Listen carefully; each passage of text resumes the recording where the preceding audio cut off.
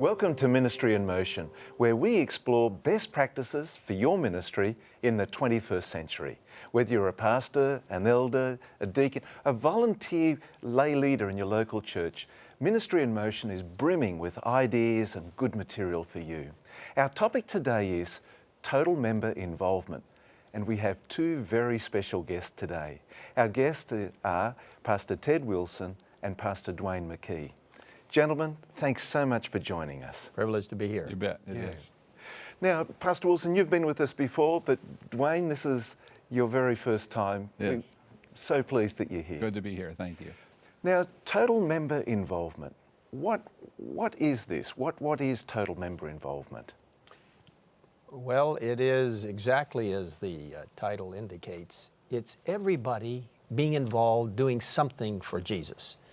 The Lord didn't call people to follow Him and simply be quiet about it. Once you have a relationship with Christ, you simply can't hold back that enthusiasm to tell somebody else about the relationship. The problem is within our church structure at times, people are relegated to you stay in the audience and in the congregation. Those of us who are pastors will carry out the work. In reality, that is completely inappropriate in terms of biblical instruction. When the Lord said in Matthew 28, go into all the world, in Mark 16, the same kind of idea. He wasn't just talking to the disciples who were officials. He was talking to everybody as a member in God's church. So total member involvement means everybody being involved in doing something that is going to further the mission of the church, which is to prepare people for Jesus' soon coming. That really is what total member involvement is. Nobody is excluded. Everybody has a role to play. It's a beautiful concept, isn't it? The whole idea of participation. And Duane, how do you see total member involvement? Actually, it's what we've all believed all of our lives, I think, as pastors. We realize the work can't get finished until our lay people get on board. And Mrs. White actually says that. And another quote there in Testimonies of the Church, Volume 8, page 16, Ellen White says, she quotes the words here of Jesus in Mark 16:15. She says, go ye into all the world and preach the gospel to every creature. And then she says, these words are spoken to each one of Christ's followers, that's each of us. All who are ordained unto the life of Christ are ordained to work for the salvation of their fellow men.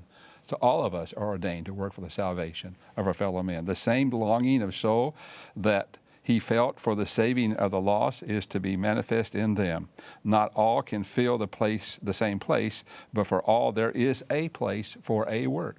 So there's a place for each one of us. No matter who we are, we can all do something for Jesus. And Anthony, another beautiful quotation from the Spirit of Prophecy indicates that the work will never be finished until the members at large join forces with pastors and church leaders to become totally involved.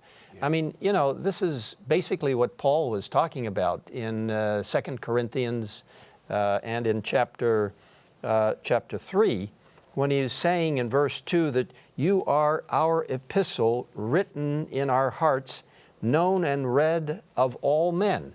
In other words, the believers were testifying through their lifestyle, through their activities. Everybody was involved. So it's not a pastor versus a congregation. It is united. It's not a local church elder giving instruction and only taking charge. It is everybody working together for the salvation of souls, everybody with a job for Jesus. You know, what I'm hearing in your comments, certainly I'm hearing the biblical foundation for it. And the other key things, participation and the absence of elitism. This isn't a case of a hierarchical organisation. This is a case of like peers, disciples, all together, ministering together with Jesus for the common purpose. Yeah. No, it's a marvelous thing because no one is left out. No one has just an exclusion towards doing the work of the Lord. Everybody has a part. Everybody's been given talents and gifts. There is no one that is left out. That's why it's not a spectator sport to go to church. You've got to be involved. Everyone is helping in this great final proclamation of the three angels' messages, which have at the very core the righteousness of Jesus Christ. And so Revelation 14 is really talking about turning people back to the true worship of God, the righteousness of Jesus.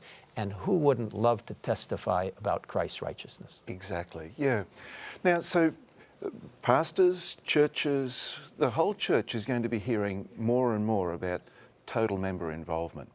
And as that phrase becomes better known, it can kind of lapse into it being another church program. How do we counter that? How do we make sure that this is not just seen as another church program? Well, Duane has a whole long list of things that people can do to be involved. And this is not something just thought up, in the back room somewhere. Well, let's get another slogan. Right. This is, as Duane said at the very beginning, this is the way it's always been. Yeah. Jesus has wanted us to be involved. Once you become a disciple and follower of Jesus, you get involved. You don't sit back and say, okay, I pay, you preach. It's something where everybody has to be involved in the outreach of the church. And there are a myriad of things that people can do if they don't feel comfortable speaking or sharing in a public way. Dramatic amount of things that they can do to undergird the work of the church. Duane, what do you think about this personal involvement? Absolutely. There was a lady actually in Oregon several years ago that we had meetings, and she was going to be baptized. And she said, "Pastor, you can baptize me, but I'm not going to sit in the pew. You got to give me a job." Wow. That's so music to your ears, right? It was. We have 100 actually ideas that we have written out here, just ideas. It can go on and on and on, total member involvement, how people can be involved. Actually, I was just in Rwanda not long ago, 3 or 4 weeks ago, and I was in Gisenyi. And there at Gisenyi, the elder of the church came up to me after the service, and he said to me, "I'm going to give a cow." And I thought, what? What do you mean? A cow? Yes, he said, well, for total member involvement. And then I had their sheet, and the first thing in Rwanda they have on the top of the sheet, like the 100 ideas that you can do, is give a cow to a poor person. Wow. And so he's going to give a cow, a major gift in Rwanda, a milk cow. Wow. And the poor family then can be helped and assisted in a special way, and that will, it'll be marvelous for that church and also for the community as well. Okay. Anthony, let me tell you, Anthony, why this is so important. God knew at the very beginning of time that human beings, in the process of the salvation process, would need to be involved in sharing their faith and becoming involved in activities. We see, unfortunately, many people come to evangelistic meetings, they're touched by Bible studies, small groups, whatever it is, they become somewhat involved, but then somehow they don't receive an assignment. They don't feel part of the team. Yeah. And especially young people, we're seeing many of them just are looking in from the outside. If you really want to stay close to the Lord, be involved in service to other people. It helps you to take your eyes off of yourself, put your eyes upon Scripture and the Lord and the needs of other people. So service to others, being involved in anything from health outreach to community services, literature distribution, Bible studies, small group activity, even sharing just simple things with your neighbor. If you don't feel like doing something in a public way, all of those things become inoculators against the tendency to drift out of the church. If you're involved, telling about Christ and living the Christian life, it's the greatest antidote to somehow finding your way into the corner rather than being right there in the middle. Exactly. Fascinating material that we're presenting here today on Ministry in Motion. We'll have more right after this break.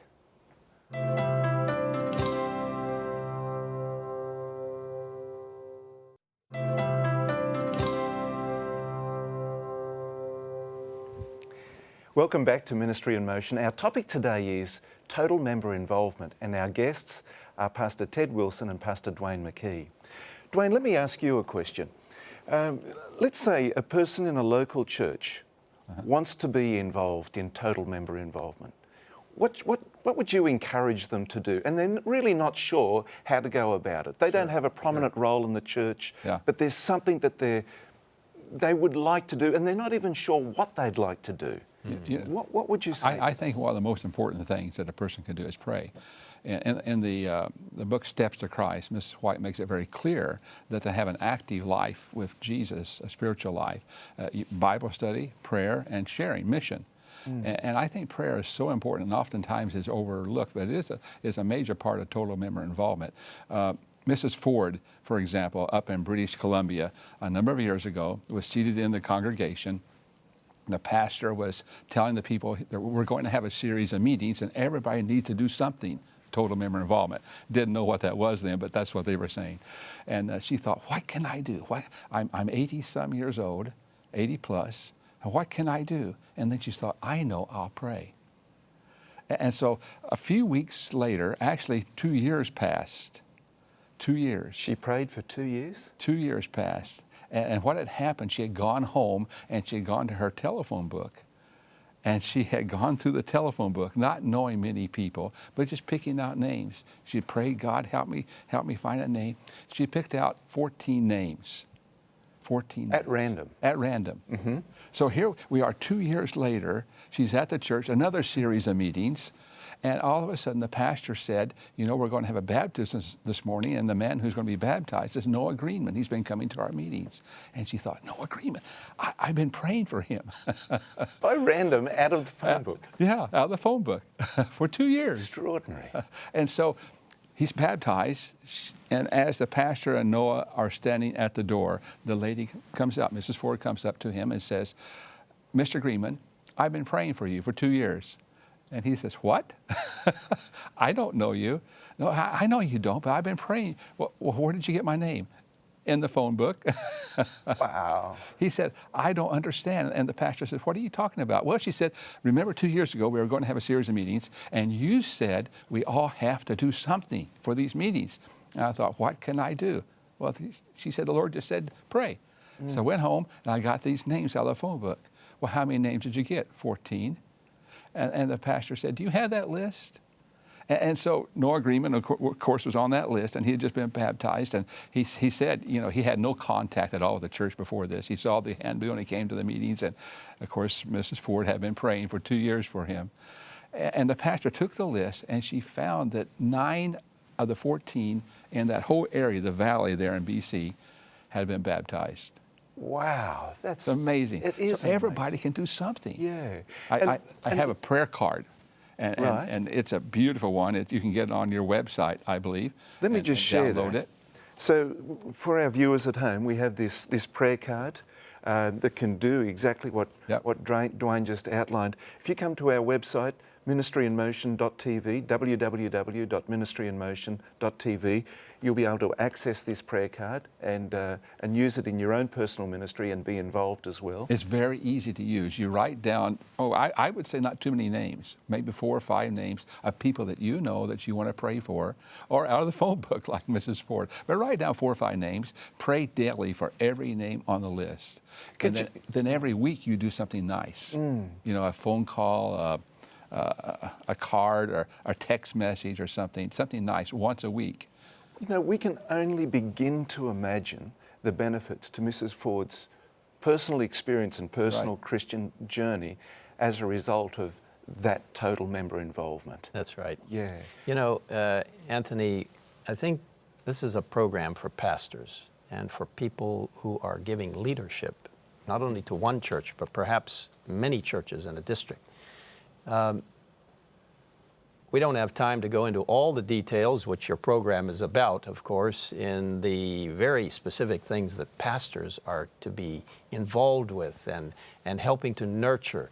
Preaching is important. Visitation is critical. Exactly. Helping in the administration of the church and helping people to find their places and make sure that everything's running smoothly. But we've been given counsel that perhaps the most important work that a pastor can do is to assign work for church members to do. So as pastors, each pastor needs to study carefully, how does this family fit into the picture? How does this person, how does this young person, what can I do to get them involved? And there's just a plethora of things, of course, in a local church that people can be involved with.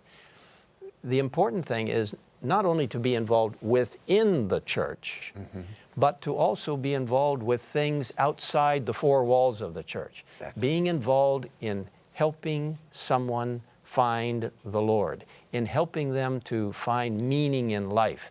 And this can be done in a variety of ways.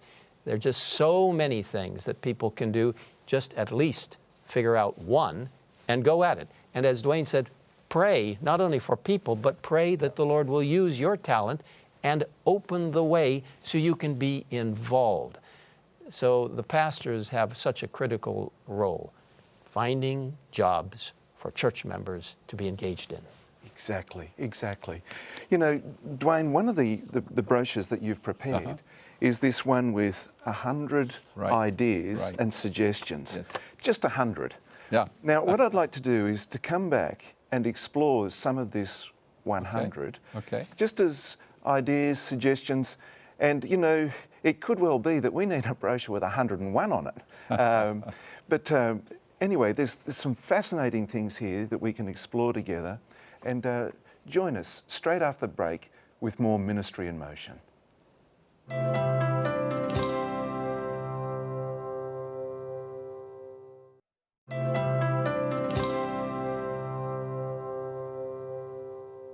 Welcome back to Ministry in Motion. Our topic today is a very exciting one, total member involvement. Total member involvement. And our guests are Pastor Ted Wilson and Pastor Duane McKey. Now, Duane, you've put together this fantastic brochure, and we'll put it on our website. It's total member involvement, and it offers over 100 suggestions that a person can be involved in sharing the love and the gospel of Jesus in exciting and creative ways. What are some of the ones on here that really capture you? I think Ted just mentioned this one here, bake some bread and share a loaf with your neighbor. Yeah, number 18. 18, yeah. Visit an elderly person. Help a person carry their groceries. Email or write someone who has made a difference in your life. Give a Bible study. Preach a series of meetings. Just all, you know, in anything that we can do to reach out and have contact and build relationships with other people.